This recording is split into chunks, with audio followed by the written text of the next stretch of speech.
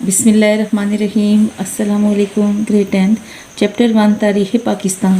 General Pervez Musharraf کا دور حکومت. Legal framework order LFO 2002 chief executive Pervez Musharraf نے 21 اگست 2002 21 اگست 2002 کو لیگل فریم ورک آرڈر جاری کیا، جس کے تحت صدر قومی اسمبلی میں اکثریتی پارٹی کو اپنے ایک نمائندے کو وزیر اعظم کی نامزدگی کے لیے دعوت دے گا اور صوبائی گورنر صوبائی اسمبلیوں کی اکثریتی پارٹی کو وزیر اعلیٰ کا عہدہ سنبھالنے کی دعوت دیں گے۔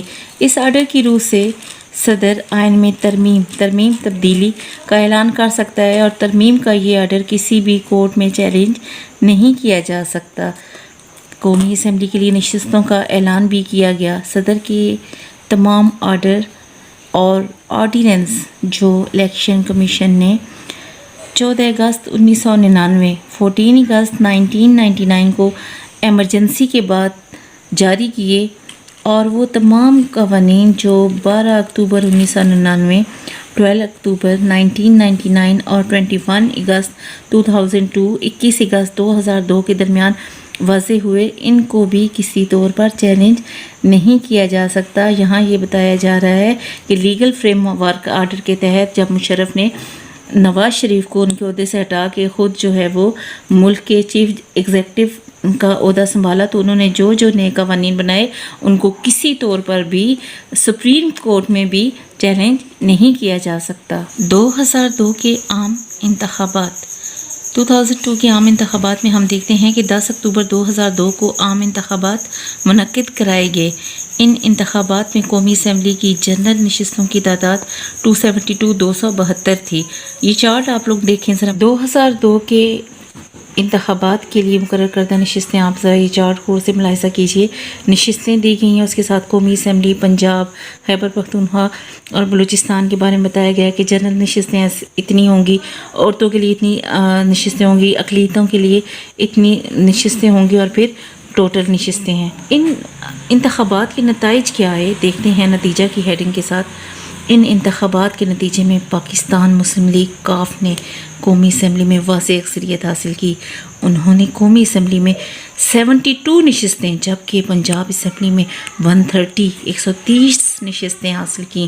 دوسری اکثریتی پارٹی پیپلز پارٹی تھی، جس نے قومی اسمبلی میں 63 نشستیں حاصل کی۔ متحدہ مجلس عمل MMA نے قومی اسمبلی کی 45 نشستیں جیت لیں۔ پنجاب اور سندھ میں مسلم لیگ کاف، جبکہ خیبر پختونخوا اور بلوچستان میں متحدہ مجلس عمل کی حکومتیں قائم ہو گئیں۔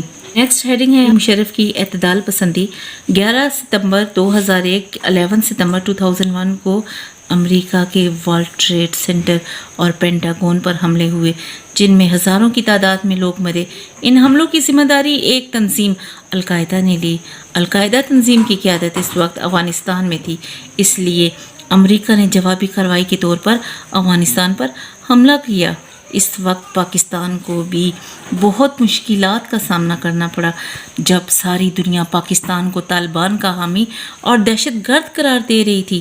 اس موقع پر پرویز مشرف نے دنیا پر پاکستان کا نقطہ نظر واضح کیا کہ پاکستان دہشت گردی کے خاتمے کے لیے ہر ممکن مدد کرنے کو تیار ہے۔ اس طرح پاکستان نے دہشت گردی کے خلاف باقاعدہ تعاون کا آغاز کیا اور امریکہ کو ہر ممکن مدد کی پیشکش کی۔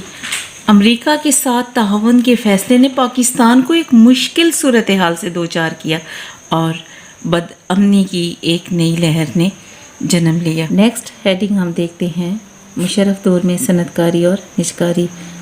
عالمی بینک کی رپورٹ کے مطابق پرویز مشرف کے دور حکومت کے آخری 8 سال میں پاکستانی معیشت میں 6.8% ترقی ہوئی، جس کی وجہ صنعتی میدان میں ملکی اور غیر ملکی سرمایہ کاری ہے۔